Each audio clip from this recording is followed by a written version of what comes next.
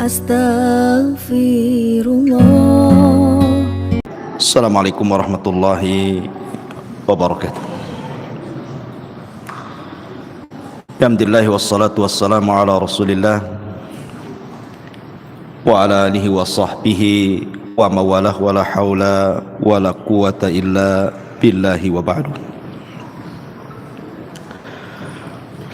Alhamdulillah, di malam ini kembali kita bisa duduk di Masjid Nidaul Ilmi. Tentu tidak lain duduknya kita dalam rangka untuk bertolabul ilmi. Alaihi salatu wassalam, kalau pada minggu-minggu yang lalu kita menjelaskan tentang beberapa sifat dan watak orang-orang Yahudi di kota Madinah, maka kita akan membahas tentang kebalikannya, bagaimana sifat dan akhlak para sahabat Nabi sallallahu alaihi wa ala alihi wasallam. Dan ini penting untuk kita pahami dan kita pelajari, karena bagaimanapun agama yang kita anut itu berdasarkan manhaj yang ditempuh oleh para sahabat Nabi sallallahu alaihi wasallam. Bagaimana mungkin orang memahami Islam dengan baik kalau perjalanan para sahabat saja tidak tahu? Makanya mengenal sirah mereka ini satu bagian daripada memahami ajaran Islam. Karena Allah Subhanahu wa taala yang mengatakan dalam Al-Qur'an, as-sabiqunal awwalun minal muhajirin wal ansar walladzina tabauhum bi ihsan radhiyallahu anhum wa radu'an. Orang-orang yang mula-mula dan juga awal-awal dalam Islam, siapa mereka? Allah katakan muhajirin dan ansar. Itulah orang-orang mula-mula dalam Islam. Mereka lah orang-orang yang menyaksikan turunnya wahyu. Di mana wahyu turun? Untuk siapa wahyu turun? Dalam rangka apa wahyu turun? Mereka paham sampai harinya, waktunya, kejadiannya, dan begitu seterusnya. Sementara laisal khabaru kal mu'ayyana. Orang yang mendengar kabar seperti kita itu berbeda dengan orang yang melihat langsung dengan mata. Sahabat itu melihat langsung dengan matanya, sementara kita kan hanya mendapatkan kabar saja. Makanya ada istilah laisal khabaru kal mu'ayyana. Berbeda orang yang mendapatkan kabar dengan orang yang melihat langsung. Sahabat ini melihat langsung Nabi. Kalau seandainya ada yang mereka tidak paham, mereka tanyakan, atau mereka melakukan salah, maka Rasul akan menegur. Boleh jadi Allah turunkan wahyu sehingga mereka menjadi umat terbaik yang disabdakan Rasul, khairun nasi qarni. Sebaik-baik generasi adalah generasiku, maksudnya aku dan para sahabatku. Siapa orang-orang yang begitu mereka? Ya kita-kita ini yang berusaha untuk mengikuti orang-orang muhajirin dan orang-orang ansar. Apa balasannya? Radhiyallahu anhum wa radu'an. Allah akan berikan keridhaannya kepada mereka yang mengikuti muhajirin dan ansar, dan mereka pun akan redha dengan Allah Subhanahu wa taala. Cukuplah satu ayat ini menjelaskan tentang keutamaan mereka para sahabat dan keutamaan orang-orang yang mengikuti mereka, para sahabat Nabi sallallahu alaihi wasallam. Di dalam surah Al-Hasyr, tepatnya pada ayat yang ke-8 sampai ke-9, Allah Subhanahu wa taala berfirman menggambarkan para sahabat Rasul, lil fuqara'il muhajirin, bagi orang dari kalangan orang-orang yang berhijrah. Maksudnya orang-orang Mekah yang hijrah ke Madinah. Lil fuqara'il muhajirin alladzina ukhriju min diyarihim, yaitu orang-orang yang diusir dari kampung-kampung halaman mereka, wa amwalihim, dan yang dirampas harta benda mereka. Lihat bagaimana pengorbanan para sahabat Rasul, terutama orang-orang muhajirin, sampai diusir dari tempat kelahirannya, dirampas pula hartanya. Mungkin kita tidak pernah mengalami mendakwahkan dakwah Islam sampai diusir dari kampung, dirampas pula hartanya, kecuali para sahabat. Kenapa kemudian mereka sampai mengorbankan seperti itu dan mereka mau? Yabtaghuna fadlan minallahi wa ridwana. Alasannya karena mereka ingin mencari karunia dari Allah dan ingin mengambil ridha Allah Subhanahu wa taala. Wa yansuruna Allah wa rasulahu. Wa yansuruna Allah wa rasulahu. Dan mereka dalam rangka hendak menolong agama Allah dan juga agama Rasulnya. Ulaika humus sadiqun. Mereka lah orang-orang yang dianggap benar keimanannya di sisi Allah Subhanahu wa taala. Baik.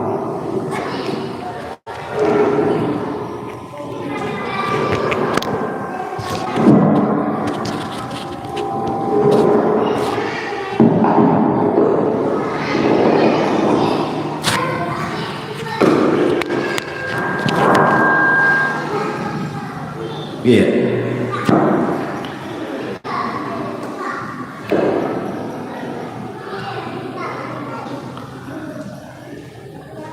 Ayat ke-8 ini menjelaskan tentang keutamaan orang-orang muhajir.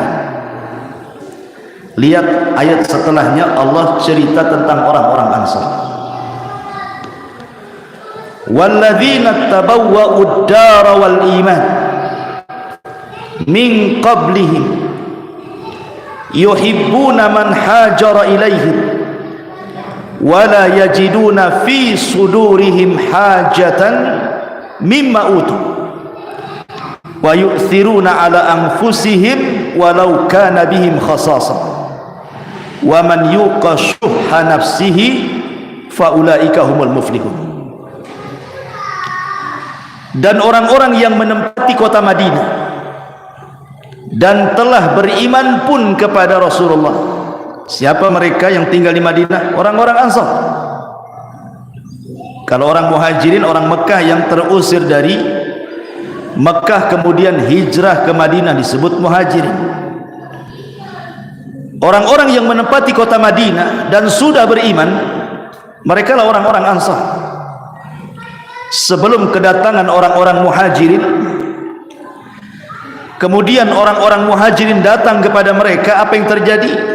Mereka orang-orang Ansar itu mencintai orang-orang muhajirin kepada mereka. Dari sini menunjukkan ikatan orang-orang Ansar dengan muhajirin itu lillahi ta'ala, karena Allah Subhanahu wa ta'ala. Tidak ada ikatan yang lebih kuat dalam sebuah persatuan melebihi ikatan karena Allah, bahkan lebih kuat dibandingkan ikatan kekeluargaan. Sebab kalau Allah yang sudah mengikat, maka tidak ada yang bisa mengurainya. Tapi kalau karena kekeluargaan, karena bisnis atau yang semacamnya, maka mudah bubar. Kemudian Allah mengatakan, dan mereka orang-orang Ansar tidak menaruh keinginan dalam hati mereka terhadap apa yang mereka berikan kepada saudara mereka Muhajirin, dan mereka mengutamakan orang-orang Muhajirin di atas diri-diri mereka sendiri, sekalipun mereka dalam kondisi kesusahan. Dan siapa yang dipelihara dari kekikiran darinya, mereka itulah orang-orang yang beruntung. Lihat, Allah Subhanahu wa ta'ala hendak mensifatkan di antara sifat para sahabat. Mungkin kajian ini akan berseri karena sifat-sifat para sahabat banyak, tetapi saya mengutus malam ini, saya tertarik dengan kalimat wa yu'thiruna ala anfusihim walau kana bihim khassasah. Bagaimana para sahabat itu mereka mengutamakan orang lain di atas diri mereka. Ini yang luar biasa, yang mungkin susah untuk kita lakukan. Sifat itsar, khususnya yang berkaitan dengan masalah sedekah. Ma'asyiral muslimin yang dimuliakan Allah Subhanahu wa taala, ketika Nabi SAW dan para sahabatnya sampai di kota Madinah, maka Rasul mulai mengikat mereka dengan ukhuwah Islamiyah, dengan cara dipersaudarakan satu sahabat dengan sahabat yang lain. Tentu kondisi orang-orang Muhajirin akan berbeda dengan kondisi orang-orang Ansor, kan? Orang-orang Ansor orang tempatan, mereka punya rumah, mereka punya pekerjaan, mereka sudah hidup layaknya orang hidup. Beda orang Muhajirin terusir. Ketika singgah di sebuah daerah, bahasa kita bagaikan orang yang mengundi nasib jadinya. Tetapi sekali lagi bahwa tidaklah Nabi SAW memerintahkan hijrah para sahabat kecuali sudah diperhitungkan oleh Rasul. Tidak mungkin kemudian Rasul ujuk-ujuk pergilah ke sana. Masalah kemudian di sana, kan? Baik dalam hijrah pertama atau hijrah yang kedua, kan? Dalam hijrah yang pertama, kenapa Nabi SAW tidak memerintahkan sahabat untuk hijrah ke Syam, untuk hijrah ke Mesir, malah disuruh hijrah ke Habasyah, ke Ethiopia? Alasannya satu, karena di sana ada Malikun Adil, ada raja yang sangat adil sekali, yang tidak mendolimi rakyatnya. Berangkatlah ke sana. Artinya Nabi SAW juga masih melihat keselamatan para sahabat, kan begitu? Jangan sampai keluar dari bahaya masuk pula ke bahaya yang lebih besar, gitu kan? Tetap Rasul mempertimbangkan kemaslahatan para sahabatnya, termasuk ketika Rasul diizinkan Allah untuk hijrah ke kota Madinah juga sama. Rasul sudah memperhitungkan itu, bahwa Madinah itu tempat yang cocok untuk hijrah. Baik, ma'asyiral muslimin yang dimuliakan Allah Azza wa Jalla, tema malam ini kita akan membahas tentang bagaimana pengorbanan para sahabat dalam infak dan sedekah. Di dalam Al-Quran atau hadis Nabi SAW, kalau kita bicara tentang fadlus sadaqati wal infak, tentang keutamaan sedekah dan infak, itu luar biasa, banyak sekali. Nanti kita akan sebutkan secara ringkas di akhir kajian.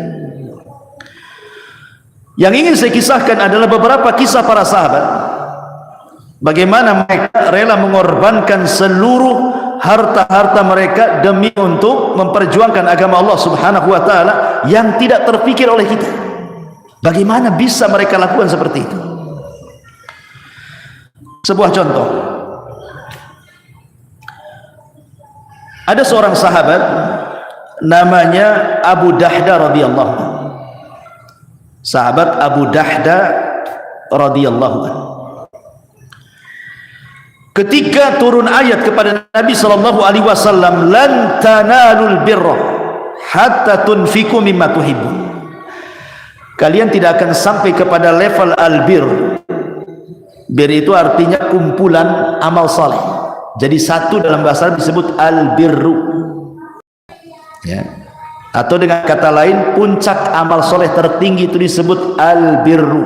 Makanya ada istilah birrul walidain, berbuat baik kepada kedua orang tua, karena amalan kedua terbaik setelah tauhid. Allah mengatakan kalian tidak mungkin sampai kepada level albir, amal soleh tertinggi dalam Islam, sampai kalian bisa menafkahkan harta yang kalian sangat mencintainya. Ada sebuah kasus, ada anak yatim bermasalah dengan seseorang di kota Madinah, dengan seorang sahabat juga. Anak yatim ini ingin membuat rumah, kemudian bersengketa soal satu pokok kurma. Apakah pokok kurma ini masuk ke tanahnya anak yatim, ataukah pokok kurma ini masuk ke tanahnya sahabat itu? Padahal anak yatim itu tidak memiliki tanah kecuali sedikit, hanya cukup mungkin dibuat rumah kecil tempat tinggal dia. Marahlah yang punya kebun dan mengklaim bahwa ini pokok kurma saya, bukan pokok kurma dia. Sampailah perkaranya di hadapan Nabi. Maka Nabi SAW melihat bahwa yang bersengketa adalah satu anak yatim dan satu orang yang diberikan kecukupan. Kata Nabi SAW, bagaimana kalau seandainya kau infakkan saja yang satu pokok kurma ini yang berada di perbatasan tanah anak yatim ini, aku jamin kau akan mendapatkan satu pokok kurma di surga. Bayangkan ya, Nabi SAW hendak menukar satu pokok kurma dunia dengan satu pokok kurma di surga. Sudah jelas kan? Rupanya di luar perkiraan dia tidak mau, tidak mau. Tetap dia mau mengambil pokok kurma itu yang tumbuh di situ, karena itu masuk ke lahan dia. Sampailah ke telinga Abu Dahdah radhiyallahu anhu. Akhirnya Abu Dahdah pun mendengar bahwa Nabi SAW mengatakan kepada orang yang mempunyai kebun yang ada satu pokok kurma itu, kalau kau berikan satu pokok kurma itu, aku tukar dengan kurma di surga, katanya. Dengar Abu Dahdah, langsung dia menghayal surga. Datanglah Abu Dahdah ke pemilik kebun itu dan mengatakan, aku punya kebun luas, di dalamnya banyak pohon kurma. Gimana kalau seandainya kutukar kebunku dengan satu pokok kurma ini? Kebun ditukar dengan satu batang kurma. Logikanya di mana? Ya kan? Nggak ada. Ya secara otomatis pemilik kebun pun ya senang saja. Oh, kalau itu sebagai tukarannya, mau saya. Deal? Jangan or no deal, deal saja lah. Karena sudah jelas dia dapat kebun lebar yang dikasihkan satu pokok kurma untuk anak yatim. Akhirnya kemudian dia datang kepada Nabi Abu Dahdah ini setelah ada kesepakatan. Dia datang kepada Nabi SAW dan mengatakan, ya Rasulullah, aku sudah membeli pokok kurma untuk anak yatim itu dengan menukar kebunku. Apakah aku akan mendapatkan pokok kurma di surga?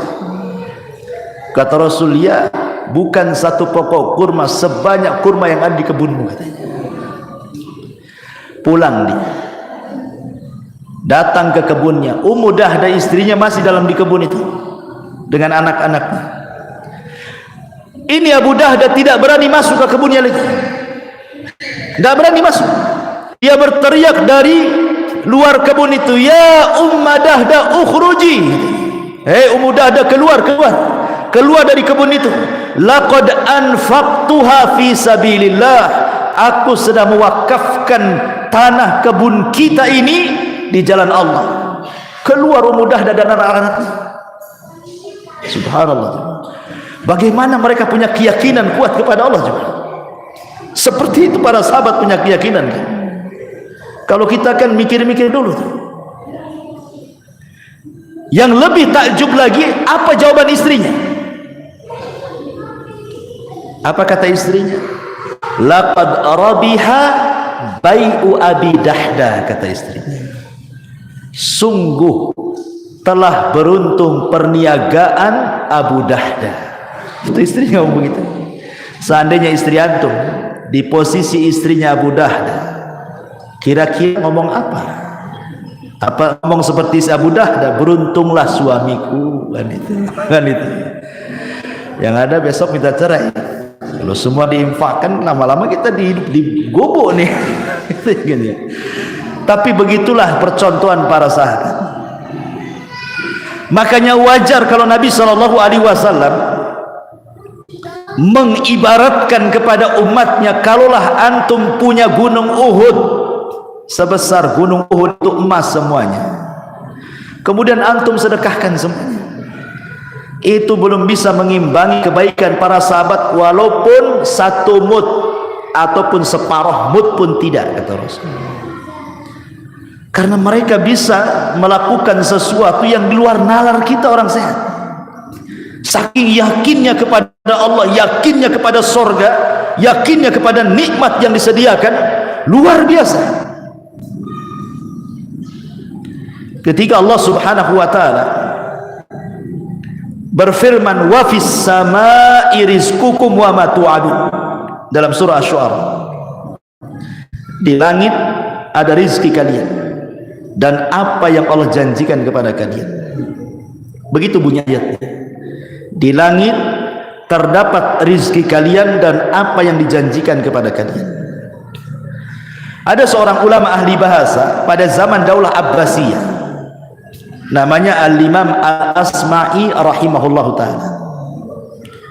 Ulama dunia, ma'ruf Imam Al-Asma'i. Suatu ketika dia berpapasan dengan orang Baduy.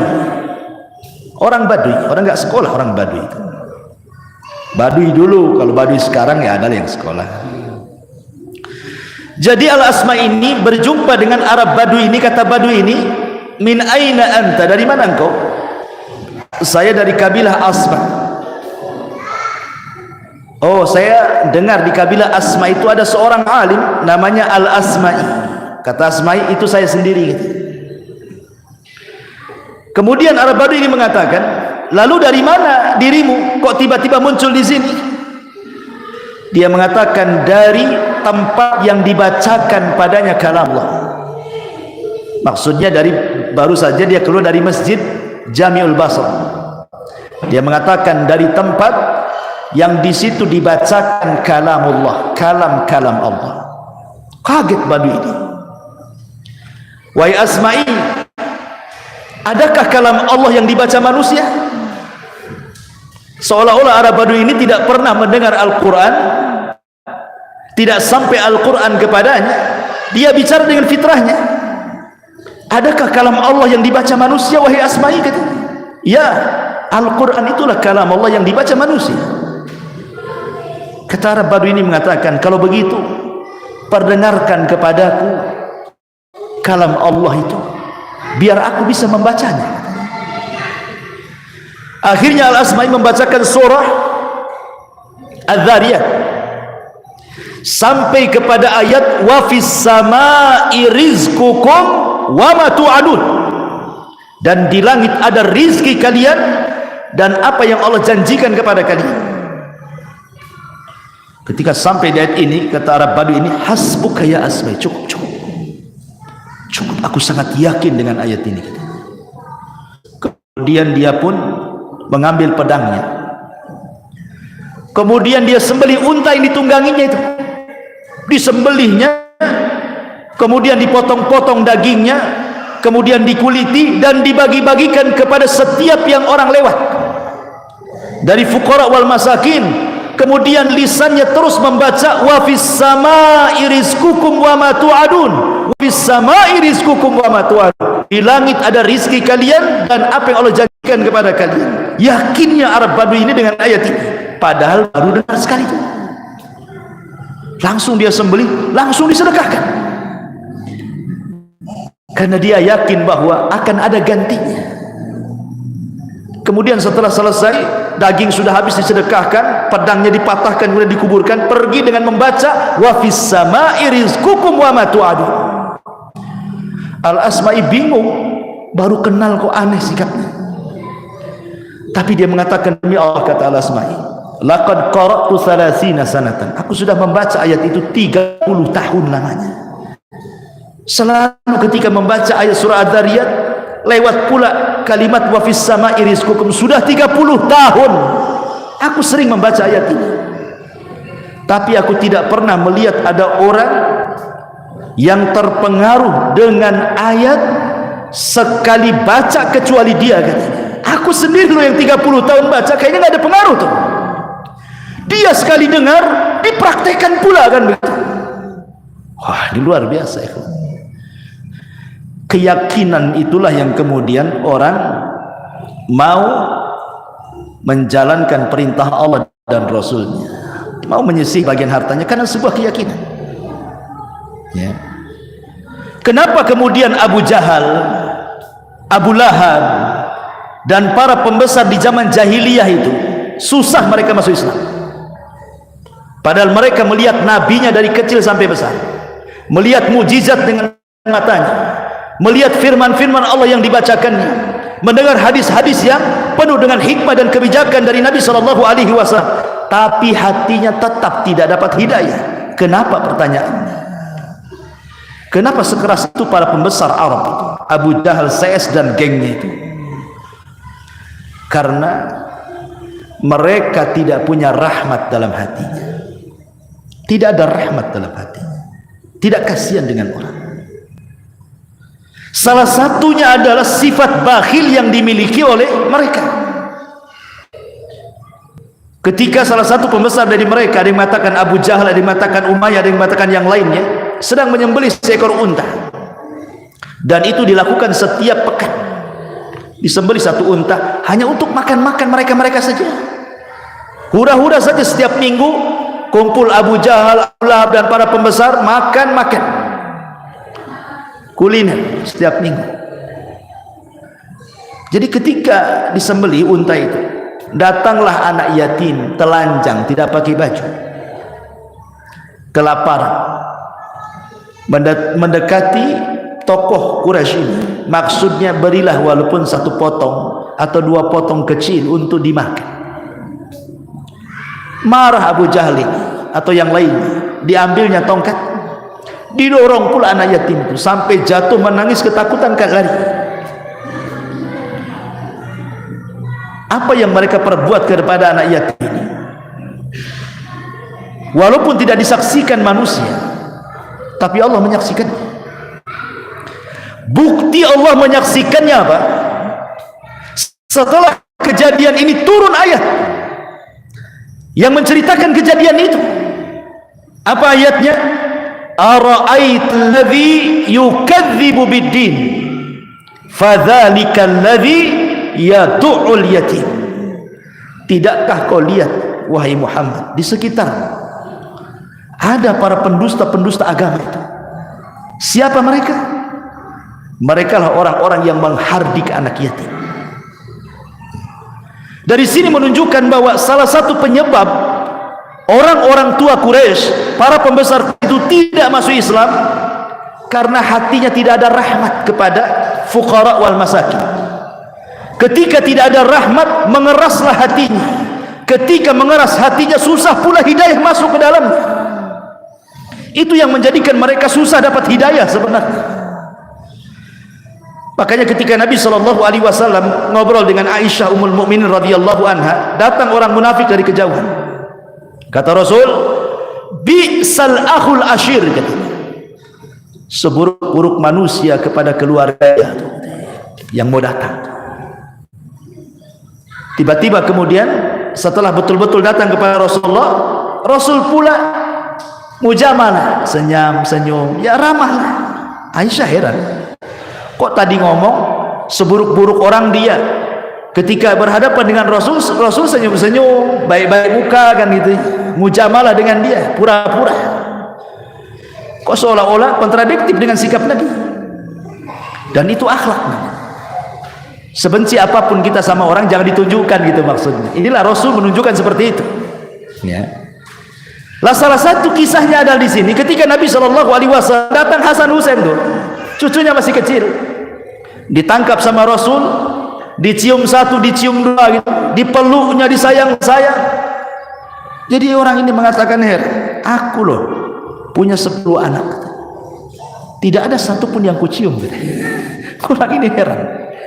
Rasul, aku punya asyratu aulad, aku punya 10 anak, tidak ada satupun yang kucium katanya.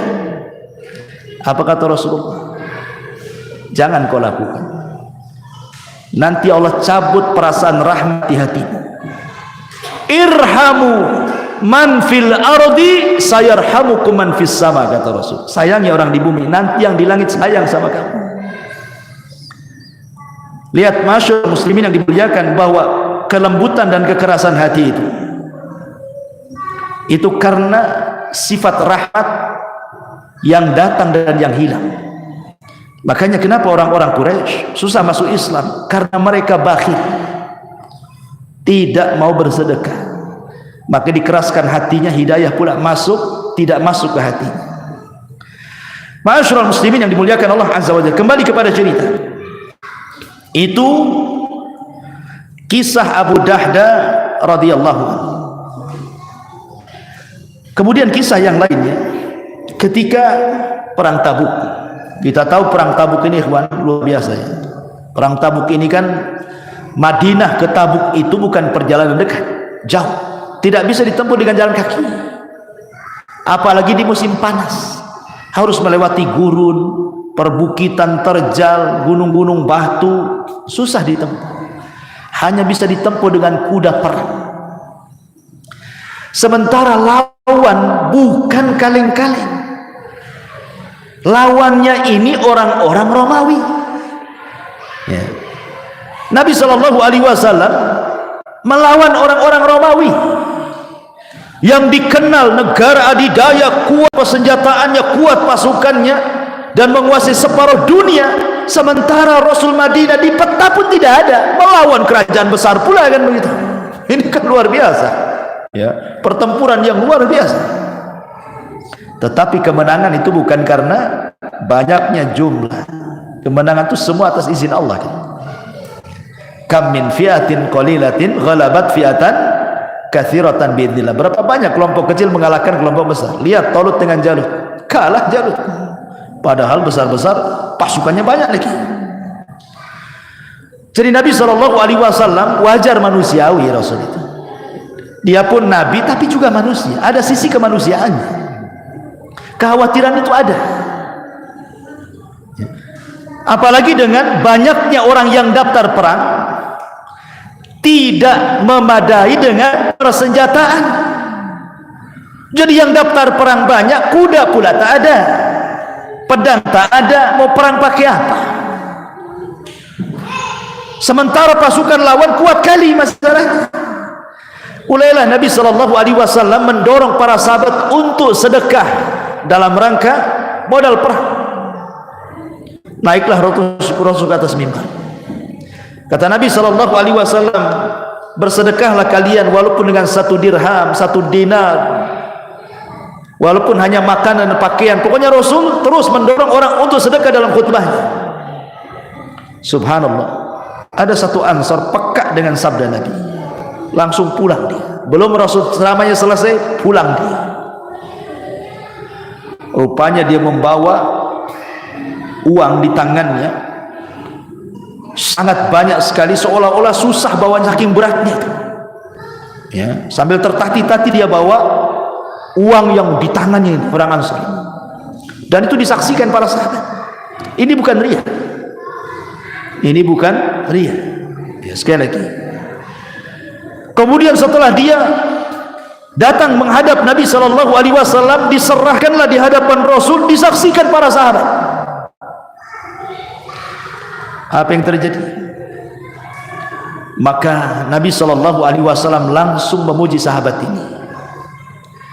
Kata Nabi SAW, man sanna sunnatan hasanatan falahu ajrun wa ajru man amila ba'dahu la yanqusu min aujarihim syai'a. Kata Rasulullah, siapa yang memberikan contoh terbaik diikuti orang banyak, maka dia dapat pahala, dan pahala yang mencontohnya tanpa mengurangi pahala mereka sedikit pun.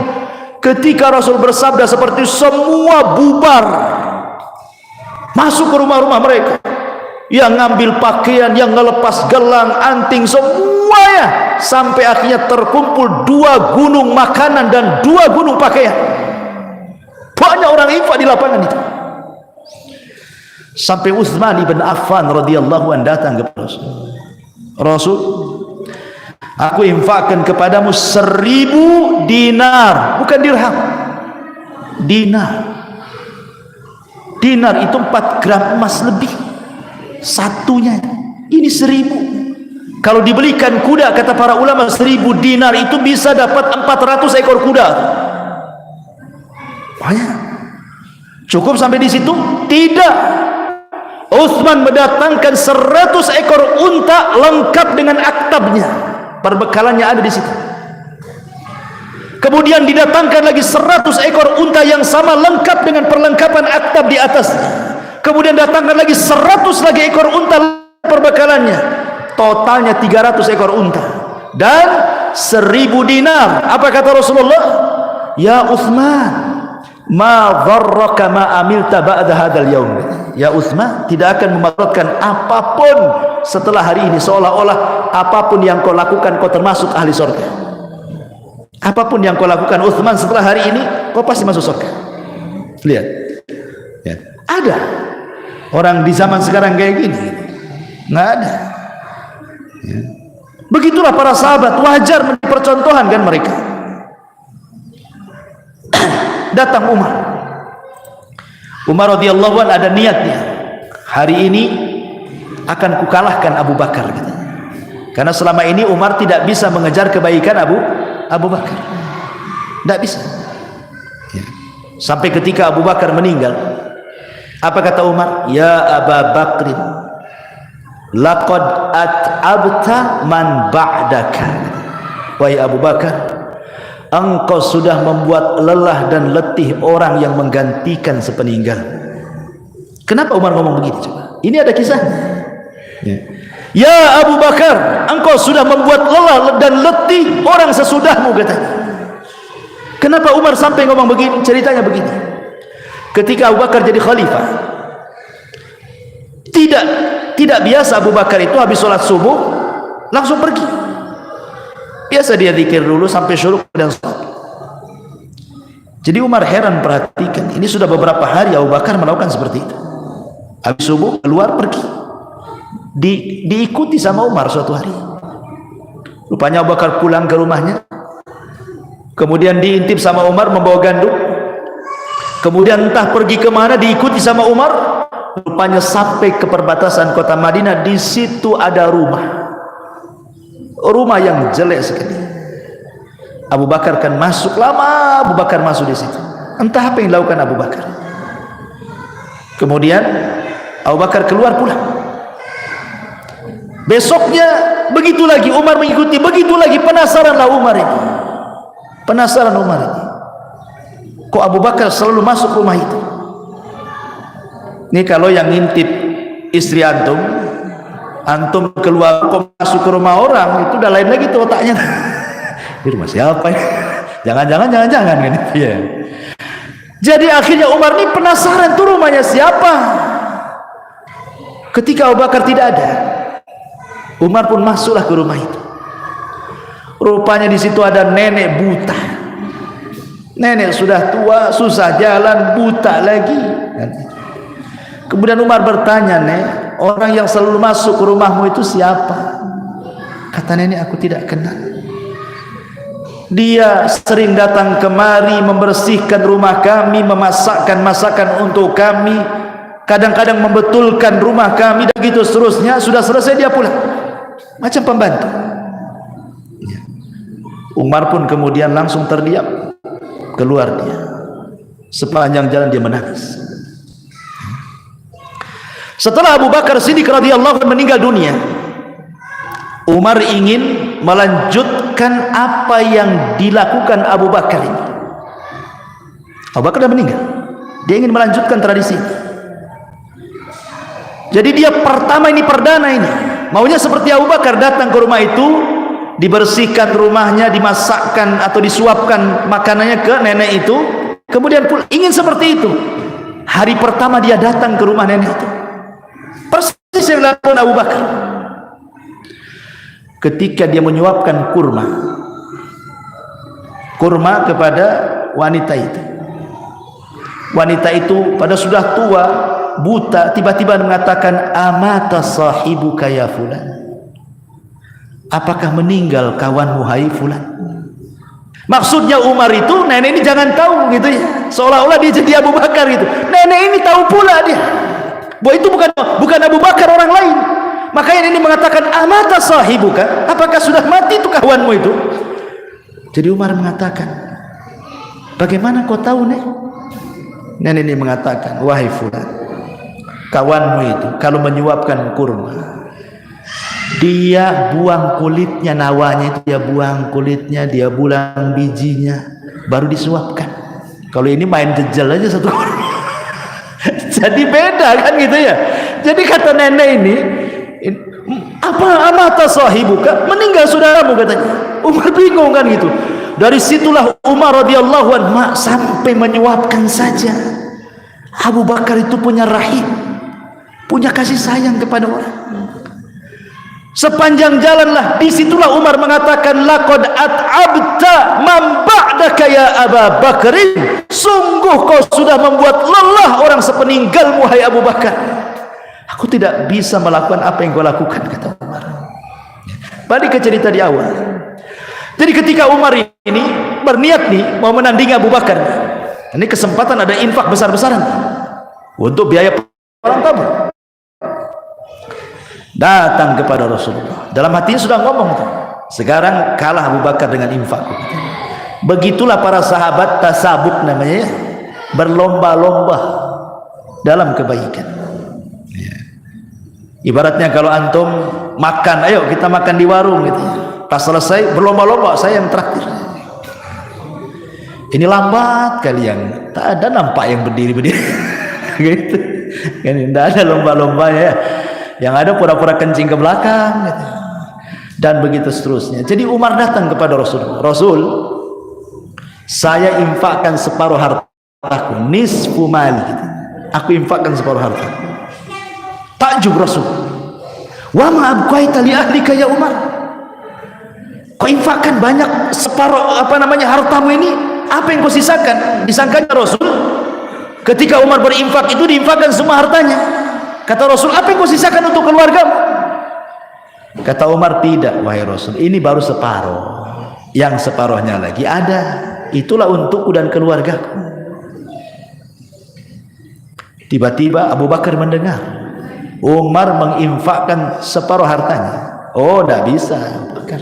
Datang dia kepada Nabi, Rasul, anfaqtu mali kullahu, aku infakkan semua hartaku, katanya, semua hartaku.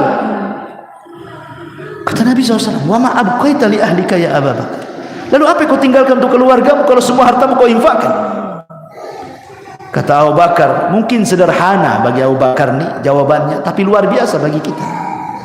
Apa kata Abu Bakar dengan tawakal kuat kepada Allah? Kuserahkan kepada Allah dan Rasulnya. Kuserahkan kepada Allah dan Rasulnya. Ada di zaman sekarang orang menginfakkan semua hartanya. Jangan cerita semua harta itu.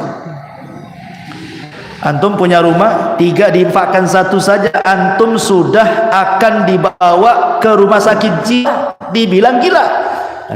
Gila kamu, katanya. Istrinya antum pasti langsung kata istri, gila kau bang, katanya. Langsung coba, orang waras dibilang gila. Gimana orang gila, apa sebutannya? Ya. Jadi inilah bagaimana sifat-sifat para sahabat kan. Ini kan di luar akal kita. Bagaimana seorang sahabat bisa menginfakkan semua hartanya? Timbul sebuah pertanyaan fikih. Boleh enggak seseorang itu menginfakkan semua hartanya? Seperti Abu Bakar kalau terjadi di zaman sekarang. Apabila ada orang yang ingin meniru Abu Bakar, saya infakkan semua hartanya, akhirnya dia jadi gelandangan. Akhirnya dia yang tadinya punya rumah ngekos jadinya. Ya karena semua diinfakkan. Yang tadinya nggak punya kebun, ya nggak punya kebun. Dah semuanya. Ulama mengatakan kalau ada dua rincian di sini.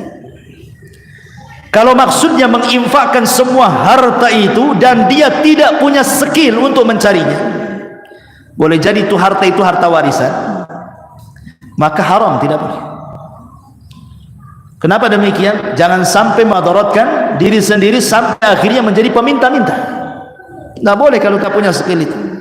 Diinfakkan semuanya, nanti akhirnya dia cekcok dengan keluarganya. Tidak boleh. Tapi kalau dia punya skill seperti Abu Bakar, dia punya skill, ya.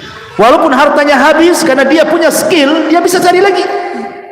Karena Abu Bakar itu bisnisnya apa tuh? Abu Bakar itu tujaruz zahab, dia pembisnis emas. Abu Bakar itu, lihat toko emas itu tidak sebesar toko sembako kan? Kalau toko sembako 3 ruko dia sewa. Kalau toko emas itu toko aja, bukan ruko. Tapi lihat hasilnya, mengalahkan toko sembako yang beruko-ruko.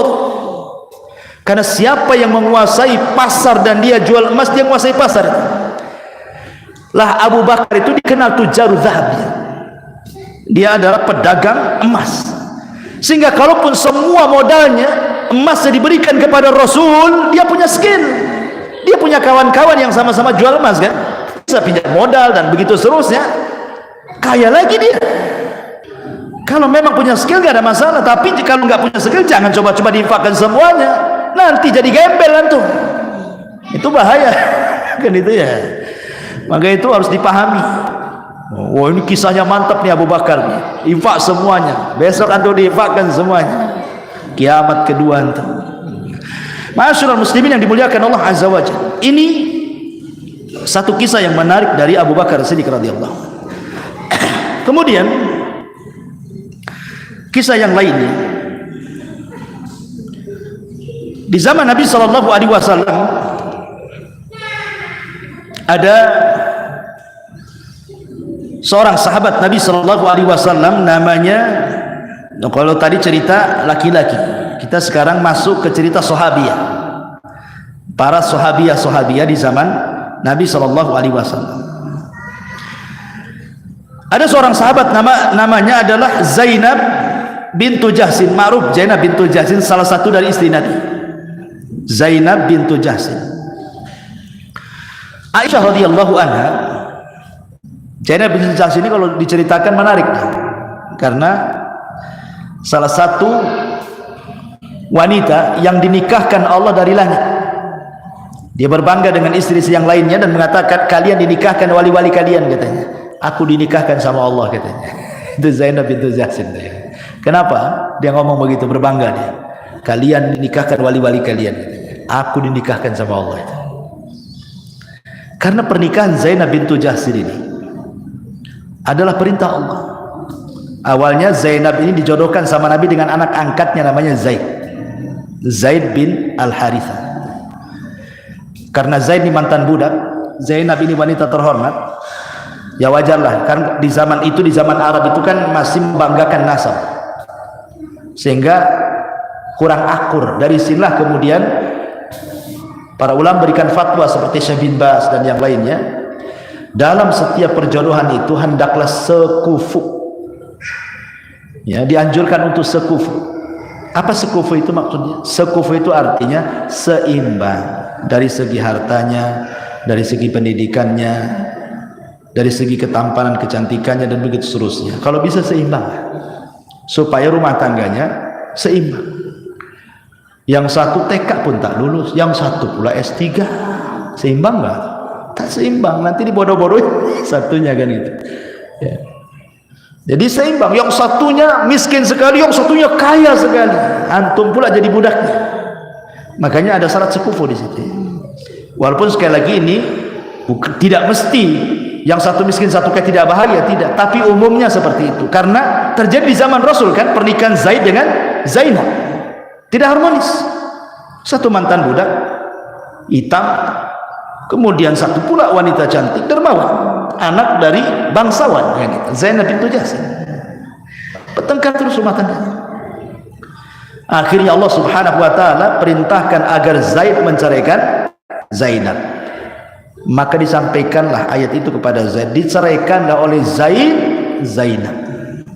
Setelah habis masa iddahnya, turun ayat Nabi suruh menikahi Zainab.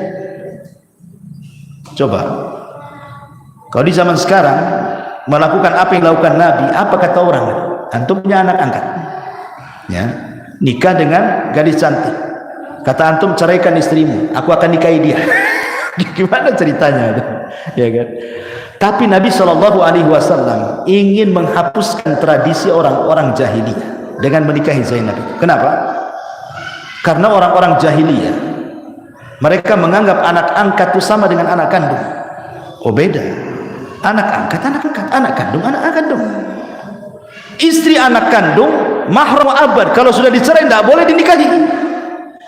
Bekas istri anak angkat bukan mahram, anak angkatnya aja bukan mahram, istrinya jelas-jelas bukan mahram, kan gitu ya. Lalu apa masalahnya? Ya.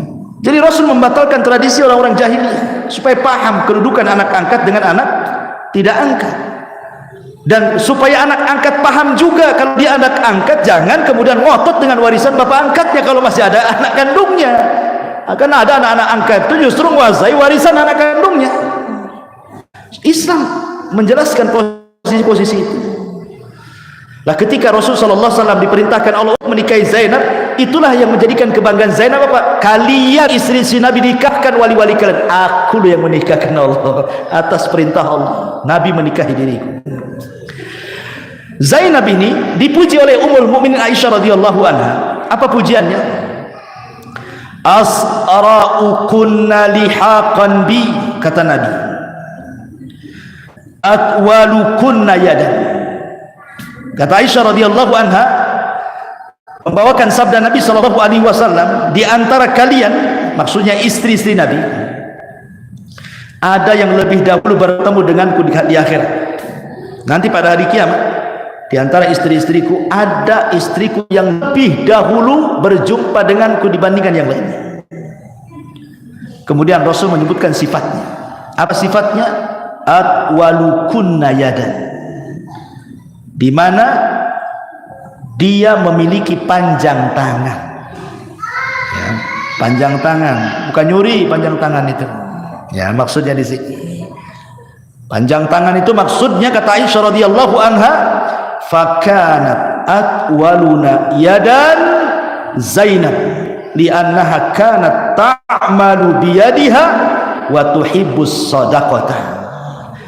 Dan di antara istri si Nabi, kata Aisyah radhiyallahu anha, yang paling panjang tangannya adalah Zainab. Bukan secara hakikatnya lebih panjang tangannya kalau diukur, enggak.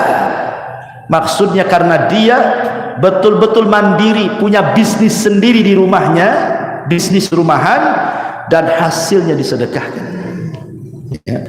Jadi istri-istri Nabi itu mereka pun bekerja.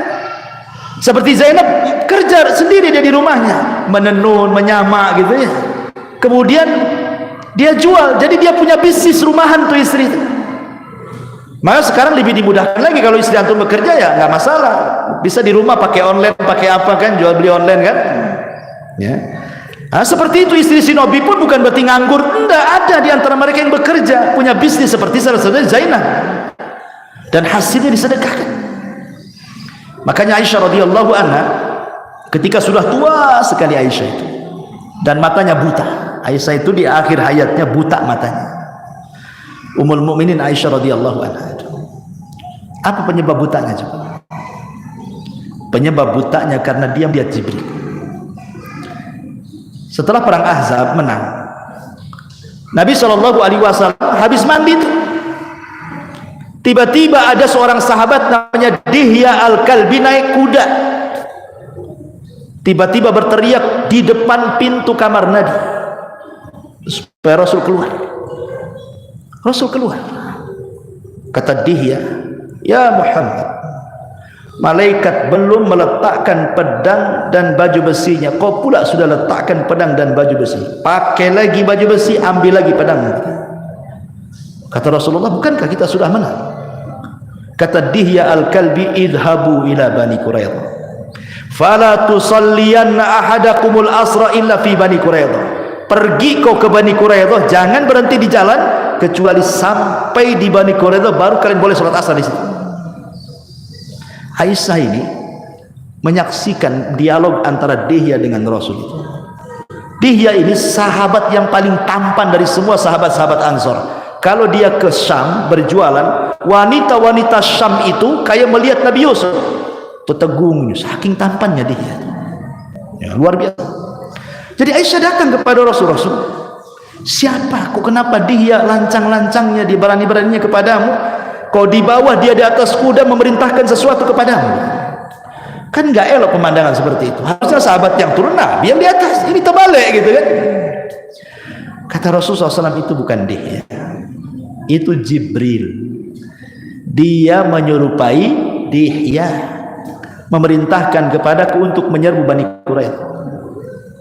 Kata Rasul, engkau melihatnya wahai Aisyah? Iya. Dengan kedua mata? Iya. Engkau akan mengalami kebutaan di hayatmu, kata Rasul. Sejak itulah ketika Aisyah tua, buta matanya. Ya. Matanya buta. Aisyah ini orang yang paling luar biasa dalam sedekah. Ketika dia sudah buta matanya, dia meraba-raba isi rumahnya. Ini apa ini? Dapat. Dia panggil pembantunya, tolong sedekahkan barang ini. Dia tidak tahu barang apa yang diambil. Diraba-raba lagi, nemu lagi barang, tolong ambil sedekahkan. Sampai ketika tidak ada barang dalam rumahnya, dia mengatakan kepada pembantunya, aku sudah tidak bisa lagi meraba barang, tolong carikan sama kamu dan tolong sedekahkan. Kata pembantunya, wahai Ummul Mu'minin, sudah tidak ada lagi barang di rumah ini, semua sudah kau sedekahkan, katanya. Dan kenapa kau lakukan seperti ini? Aisyah radhiyallahu anha membacakan ayat, wal akhiratu khairun wa abqa. Akhirat itu jauh lebih kekal dan lebih baik, katanya. Kemudian selang beberapa waktu setelahnya Aisyah meninggal dengan gemar di atas sedekah.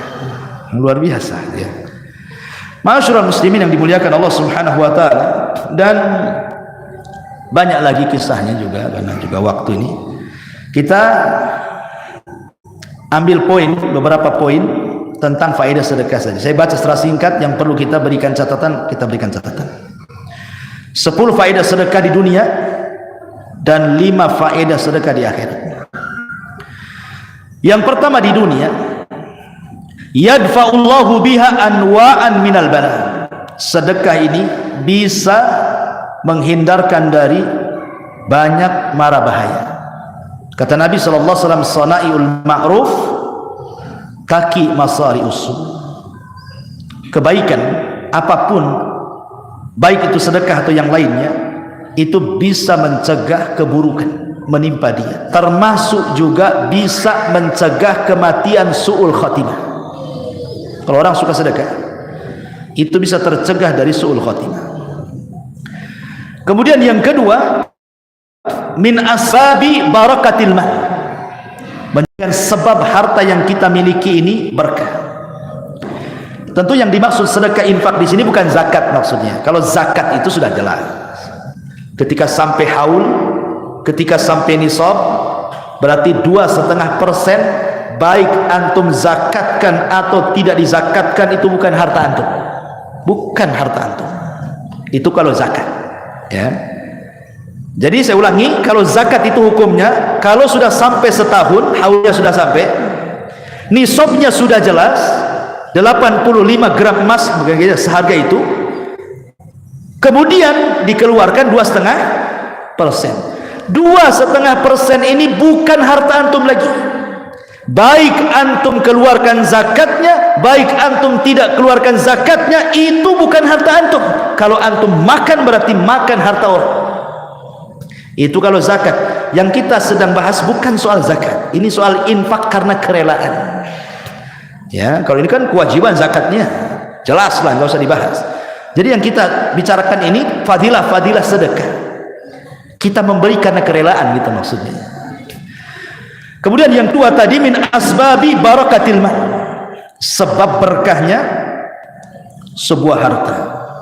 Berkahnya sebuah harta itu karena sedekah. Saya teringat ma'asyiral muslimin dengan satu kisah di zaman Nabi Musa alaihi salam. Nabi Musa alaihi salatu wassalam, ketika dia berjalan dengan Khidir, kan ingat ceritanya, ketika dia masuk ke dalam perkampungan dan semuanya bakhil tidak mau menjamu tamu, akhirnya sebelum keluar ada rumah yang roboh. Kemudian kata Khidir, wahai Musa, kita benerilah rumah roboh ini, kasihan dia mau roboh. Kata Musa, ngapain kita benerin rumah roboh? Bagus, jelas ada penghuninya saja, kita perbaiki, dapat upah, bisa beli makan. Ini rumah roboh, siapa penghuninya nggak jelas. Sudah, jangan tanya, katanya. Kau mau belajar kepada aku atau enggak, katanya. Akhirnya belajar, diperbaiki sampai jadi, kemudian pergi, nggak dapat upah, nggak tahu siapa pemiliknya. Akhirnya kemudian di akhir cerita kata Khidir, tahukah kamu ketika tadi saya katakan kita perbaiki rumah ini? Iya, kata Nabi Musa, apa takwilnya? Kata Khidir, 2 anak yatim, itulah pemilik rumah itu. Dia punya 2 anak soleh, dulu orang tuanya, baik yang dari laki-laki atau yang perempuannya, dua-duanya soleh dan soleha. Berarti karena 2 orang tuanya soleh dan soleha itu, kita jaga anaknya. Bagaimana Allah subhanahu wa ta'ala mengutus seorang nabi, bahkan seorang rasul, bahkan seorang waliullah, Nabi Khidir, untuk merawat 2 anak yatim karena kebaikan orang tua yang sudah meninggal. Kalau bukan karena keberkahan. Ada yang mengatakan bahwa yang dimaksud 2 orang tua yang soleh itu bukan orang tua langsung, tapi kakek yang ke-9-nya. Kakek yang ke-9-nya itulah yang soleh-soleha itu. Akhirnya apa? Sampai kepada anak cucu cicitnya ini yang ke-9-nya tetap dijaga Allah. Diutus Nabi, diutus Rasul untuk menjaga keduanya, seharta-hartanya dijaga. Dari sinilah firman Allah Ta'ala, alladzina qalu Rabbuna Allah thumma istaqamu tatanazzalu alaihimul malaikatu alla takhafu wa la tahzanu wa abshiru bil jannati allati kuntum tu'adun. Orang-orang yang mengatakan Rabb kami Allah kemudian istiqamah, turun malaikat dan mengatakan jangan takut dan jangan sedih. Apa makna jangan takut jangan sedih? Jangan takut akan perkara yang akan datang setelah kuburan, di padang mahsyar, neraka. Jangan takut, kau sudah dijanjikan masuk surga. Jangan sedih akan perkara yang kau tinggalkan. Mungkin kau tinggalkan harta, mungkin kau tinggalkan anak, mungkin kau tinggalkan harta benda dan yang lain. Jangan takut, walaupun kau mati aku yang jaga, kata malaikat. Maksudnya seperti itu. Lah orang-orang yang bersedekah ini membawa keberkahan, berkah keluarganya sampai seanak turunannya. Luar biasa. Karena orang yang meninggal itu kalau seandainya mau dihidupkan itu cuma satu, inginnya apa? Ingin sedekah. Ya, laula akhartani ila ajalin qarib la asaddaqa wa aku minas sholihin. Ya Allah, kalau kau hidupkan sesaat saja, ku sedekahkan daripada jadi perang anak warisanku. Itu kan luar biasa. Yang ketiga, sababu insyirahi sadri wa rahatil qalbi. Sedekah itu bisa menjadikan lapang dada dan tenang hati kalau ikhlas. Kalau tidak ikhlas, sempitlah dada tuh ya. Aduh, kenapa 100.000 saya infakkan, coba 10.000 saja, masih adalah 90.000. Itu karena nggak ikhlas, makanya hatinya kurang lapang gitu. Kemudian juga mutahhirul lil mal, selain membersihkan jiwa, membersihkan harta juga. Kan kita tidak tahu Anda ini bekerja, mungkin harusnya kerjanya sesuai dengan gajinya, mungkin satu hari kita lalai, dan kita tidak tahu. Harusnya pas jam 8 antum datang, jam 8 lewat 5 menit pula antum datang, 5 menit antum korupsi. Kita tidak tahu dalam bekerja kan, nggak tahu. Atau mungkin ketika kerja lalai, harusnya antum rajin, ngantuk pula gara-gara nobar. Apa nobar tuh? Aduh, kalau ngantuk dia nggak serius, kan dolim ke perusahaan. Setiap pekerjaan itu mesti ada risiko, ikhwan. Lah sedekah itulah yang membersihkannya. Nah gitu maksudnya ya. Kemudian yang nomor 5, dawaun lil amrad al jasadiyah. Subhanallah, sedekah ini bisa mengobati penyakit yang tidak bisa dilakukan dokter manapun dan peralatan kesehatan manapun. Kenapa? Karena obatnya langsung dari Allah. Tapi tentu ada caranya. Nanti saya jelaskan bagaimana caranya sedekah. Yang sedekah itu diniatkan untuk menghilangkan penyakit. Ya, bagaimana caranya? Sebelum saya jelaskan caranya, saya akan sebutkan kisahnya dulu. Dua kisah. Satu kisahnya Imam Hakim. Kalau antum baca hadis, rawahul Bukhari, rawahu Muslim, rawahu Abu Dawud, rawahu Al-Hakim. Kan mesti ya, karena dia termasuk ulama yang mengeluarkan hadis. Hakim itu dia punya karya namanya Mustadrak. Al-Hakim fi Mustadraki, qala Hakim fi Mustadraki kan. Kalau Abi Dawud sunannya, kalau Bukhari Muslim jami' sahihnya kan itu. Imam Hakim ini punya luka di kakinya dan di wajahnya. Sudah diobati kemana-mana, lukanya tak sembuh-sembuh. Mungkin semacam luka gula lah ya, diabetes itu kan kalau sudah luka kan lama sembuh tuh ya. Sudah diobati kemana-mana dia tak sembuh. Jadi suatu hari Imam Hakim ini hadir di majelisnya Imam Abu Ali As-Sabuni. Imam As-Sabuni rahimahullahu taala yang mengarang kitab Aqidah Ashabil Hadis. Kitabnya bagus sekali. Nanti kita pelajari lah suatu waktu. Kitab Aqidah Ashabil Hadis namanya kitabnya. Tipis kitab. Tapi kitab itu menjelaskan tentang manhaj ahli sunnah wal jamaah, sama dengan usunnah syarh sunnah isinya. Tapi lebih lengkap lagi. Ya, kitab itu oleh Imam As-Sabuni. Jadi Imam Hakim hadirlah di majelisnya Imam As-Sabuni itu. Selesai kajian, Imam Hakim mengatakan kepada Imam As-Sabuni, ya Imam, saya sudah berusaha mengobati luka yang ada di badanku, luka yang di muka dan di kakiku ini. Saya sudah berobat kemana-mana dan tidak kunjung sembuh. Tolonglah berdoa kepada Allah, ajak murid-muridmu agar mendoakan saya supaya cepat sembuh. Dan tidak mengapa kita minta doa orang, ya, tidak masalah selama dia sanggup melakukannya. Hanya mendoakan saja, kan Allah yang melakukannya ya. Kecuali kalau minta kesembuhan dari orang itu, tolonglah sembuhkan saya, ya tidak bisa ya. Tapi tolonglah doa kepada Allah agar Allah menyembuhkan saya, tidak masalah. Jadi akhirnya Imam Sabuni ya ngomong di majelis taklim, ya, wahai thalabatul ilmi, di samping saya ada imam muhaddis, Imam Hakim, dia minta semuanya dan dia sedang tertimpa musibah, ada penyakit di badannya. Marilah kita berdoa kepada Allah, mudah-mudahan disembuhkan penyakitnya. Akhirnya berdoalah masing-masing. Rupanya di jamaah Imam As-Sabuni ada seorang wanita yang hadir, yang selalu hadir di majelis alim itu. Kemudian mimpi wanita ini malamnya, didatangi oleh malaikat dan berpesan, katakan kepada Hakim, Imam Hakim, galilah sumur, sedekahkan airnya. Itulah cara pengobatannya. Jadi wanita ini setelah mimpi diceritakanlah kepada Imam As-Sabuni. Maka oleh Imam As-Sabuni dipanggillah Imam Hakim, kemudian diceritakan mimpi wanita salehah itu. Langsung sama Imam Hakim, dia cari daerah-daerah yang butuhkan air, dia gali sumur, kemudian dia sedekahkan airnya, selang beberapa waktu sembuh penyakitnya. Ini satu kisah. Kisah yang kedua, kisah yang sama juga dialami oleh seorang laki-laki yang datang ke seorang alim min ulama tabi'in namanya Abdullah ibn Mubarak rahimahullahu taala.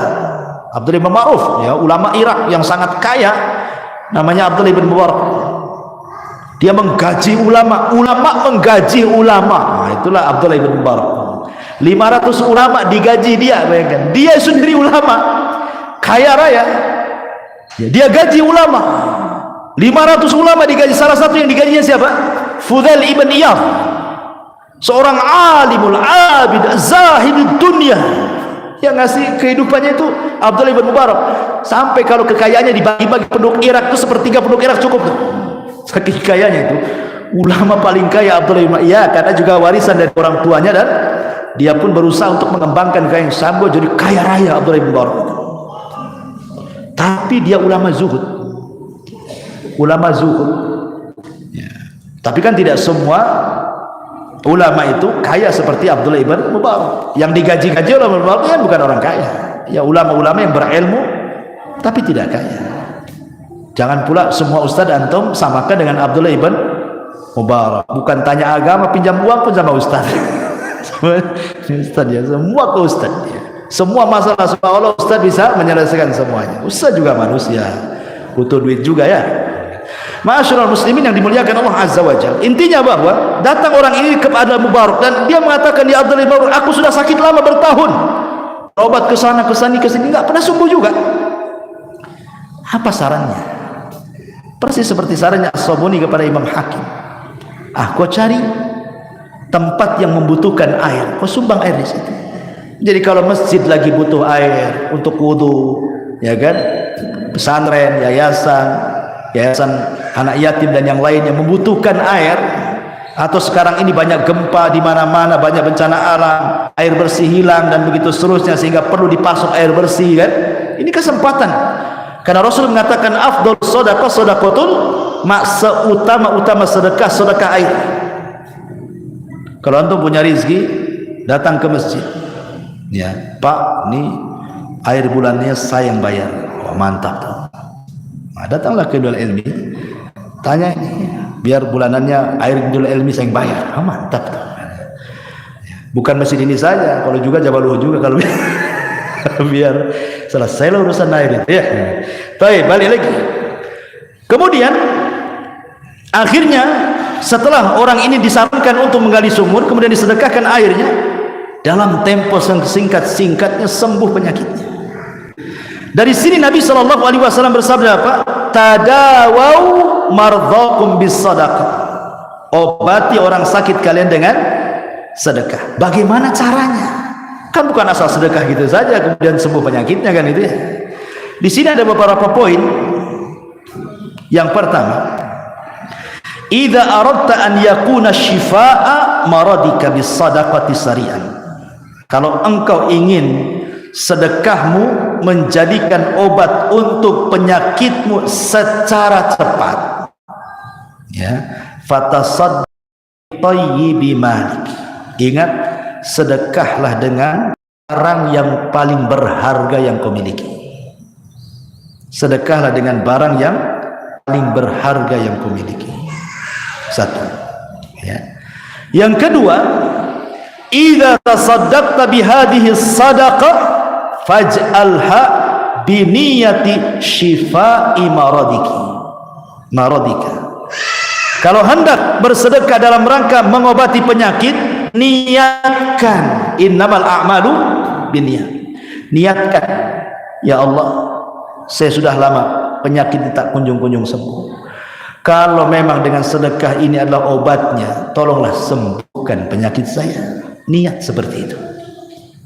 Harus ada niat kan itu. Kalau sedekah saja nggak ada niat, ya itu ya soleh aja kan itu. Yang ketiga, idza kunta ghaniyan fakun sakhiyan fi sadaqatika. Kalau memang anda ini orang yang berkecukupan, bukan orang susah, ya, maka sakhiyan, jadilah orang yang dermawan. Jangan pelit lagi supaya penyakitmu hilang. Kan ada orang kaya raya tahu-tahu sakit, sudah berobat ke sana kemari tak kunjung-kunjung. Sebenarnya mudah, robah sikap. Yang dulu pelit sekarang sakit nggak apa-apalah jadi dermawan. Tapi jangan sebatas ketika sakit dermawan, ya seterusnya. Nanti kalau sudah sembuh balik lagi penyakitnya nanti. Kan gitu ya. Kemudian yang keempat, ij'al sadaqatan khalisatan liwajhillah. Fakullama kana al-amalu akmal wa a'zam ikhlasan lillah, kullama kana thawabuhu wa thamratuhu akmal wa a'zam. Ingat, niatkan ikhlas karena mencari wajah Allah. Setiap amalan itu lebih ikhlasnya lebih banyak dan lebih besar kepada Allah, maka hasilnya dan pahalanya jauh lebih banyak lagi, lebih ikhlas lagi. Gimana caranya? Ya sembunyikan kan itu sedekahnya sembunyikan. Kemudian juga diantaranya yang kelima, likai takuna sadaqataka balighatal athari biidznillah fahawil jahidan an tataharra li sadaqatika muhtajan salihan taqiyan. Kalau ingin lebih manjur lagi sedekahnya untuk mengobati penyakit, jangan sembarang kasih sedekah. Kalau bisa cari sedekah, kalau memang itu berupa orang-orang fakir, carilah yang fakir, yang rajin sholat, yang bertakwa, yang betul-betul dia taat, supaya dia ikut mendoakan kita, gitu maksudnya. Jangan sembarang aja yang di jalan-jalan minta-minta antum kasih saja, ya paling tinggi syukron, jazakallah khairan, kan gitu ya. Tapi kalau orang bertakwa ikhwan, pasti banyak panjang, udah panjang ikhlas lagi ya. Jadi sedekahnya cari orang yang betul-betul miskin dan juga bertakwa. Kata Rasul, la tusahib illa mu'minan wa la ya'kulu ta'amak illa taqiyan. Jangan berkawan kepada kecuali seorang mukmin, dan jangan makan bersamamu kecuali dia orang bertakwa. Menunjukkan bahwa pilih-pilih orang juga kalau sedekah itu maksudnya. Kemudian juga yang nomor 6, hina ma tatasaddaq bi niyatis syifa fala taqul saujar. Ingat, kalau kita ini ingin mengobati penyakit dengan sedekah, jangan sekali-kali ngomong saya coba. Jangan. Karena ini bukan coba-coba dan bukan percobaan, bukan eksperimen, bukan. Cobalah sedekah biar sembuh. Nggak akan sembuh. Karena apa? Coba-coba.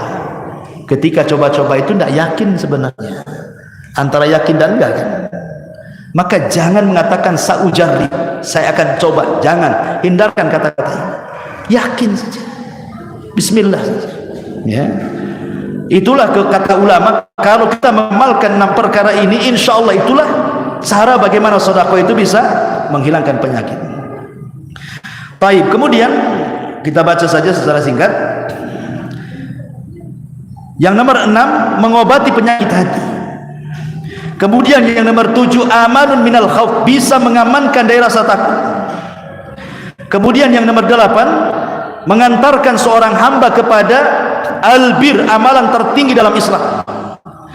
Kemudian yang nomor 9, dapat doa malaikat, karena setiap hari malaikat turun dan berdoa, ya Allah, berikan kepada orang yang berinfak tambahan harta, kan itu ya. Setiap hari doakan malaikat. Kemudian juga yang nomor 10, yadhab kullu malikin, yadhabu kullu malaka wa yabqa ma tasaddaqta bihi. Yadhabu kullu malak wa yabqa ma tasaddaqta bihi. Akan hilang setiap hartamu, kullu malika wa yabqa ma tasaddaqta bihi, dan akan tetap apa yang disedekahkan. Artinya bahwa sebenarnya harta kita itu apa yang kita sedekahkan. Apapun yang kita makan, yang kita simpan, yang kita pakai, yang kita investasi, itu bukan harta. Gitu maksudnya. Harta yang sesungguhnya itulah yang disedekahkan, itu yang dibawa mati. Yang lainnya itu jadi rebutan ahli waris, ya kan? Ahli waris itu biasanya di hari pertama nangis tuh sedih, hari kedua udah mulai tanya sertifikat, kunci berangkas, macam-macam ya. Udah mulai ribut tuh ya. Kemudian ini 10 dari faedah sedekah. Kemudian yang 5 di akhirat. Pertama, dalilun ala sidqil abdi ma'a rabbi. Sedekah itu dalil, bukti kebenaran iman kita kepada Allah. Sebagaimana Rasul mengatakan, as-sadaqatu burhan. Sedekah itu bukti iman. Yang kedua, annaha tamhul khati'ah. Sedekah itu bisa menghapuskan kesalahan, bahkan bisa menghapuskan kemurkaan Allah. Shadaqatus sir tudfi'u ghadaba rabb. Sedekah yang sembunyi-sembunyi itu bisa memadamkan murkanya Allah. Bagaimana Allah bisa sayang sekejap setelah dia murka? Ini kan luar biasa. Kalau ada orang yang nggak suka dengan antum itu, udah nyakiti antum, tiba-tiba datang, bisa nggak dalam sekejap antum maafkan dia? Nggak bisa. Kadang-kadang mulutnya saja, usami ya saya maafkan, dalam hatinya dongkolnya naudzubillah, tingkat dewa ya. Kadang-kadang seperti itu. Tapi Allah beda dengan makhluknya. Kemudian yang nomor 3, wiqayatu min nari jahannam, sebagai pelindung dari neraka jahannam. Yang nomor 4, al mutasaddiq fi dhilli sadaqatihi yaumal qiyamah. Orang yang bersedekah itu akan menjadikan naungan pada hari kiamat sedekahnya dari teriknya panas matahari di atas kepala. Dan yang terakhir, yud'a lidukhulil jannah min babis sadaqah. sampai di sorga itu ada satu pintu namanya pintu sedekah. Bayangkan, pintu sorga berapa? 8. Pintu neraka 7. Kenapa dilebihkan satu pintu sorga? Untuk menunjukkan rahmat Allah lebih luas dibandingkan kemurkaan. Sampai Allah buatkan satu pintu. Jadi ahli-ahli sedekah akan berkumpul tuh di pintu dan akan memanggil, yang ahli-ahli sedekah jangan masuk dari situ, masuk dari sini. Nah, luar biasa ya. Itulah diantara 15 faedah sedekah. Masih banyak lagi sebenarnya, kan juga waktu. Baik, mungkin sampai di sini saja. Sebelum saya tutup, mungkin ada yang bertanya juga, silakan. Silakan kita buat tanya jawab kalau ada yang bertanya. Tetapi kalau tidak ada, saya suka berpantun. Ikan cepat, ikan gabus. Makin cepat, makin bagus. Cepat balik, cepat tidur. Ya. Subhanaka bihamdika, asyhadu an la ilaha illa anta astaghfiruka wa atubu ilaik. Allahu ta'ala alam. Assalamualaikum warahmatullahi wabarakatuh.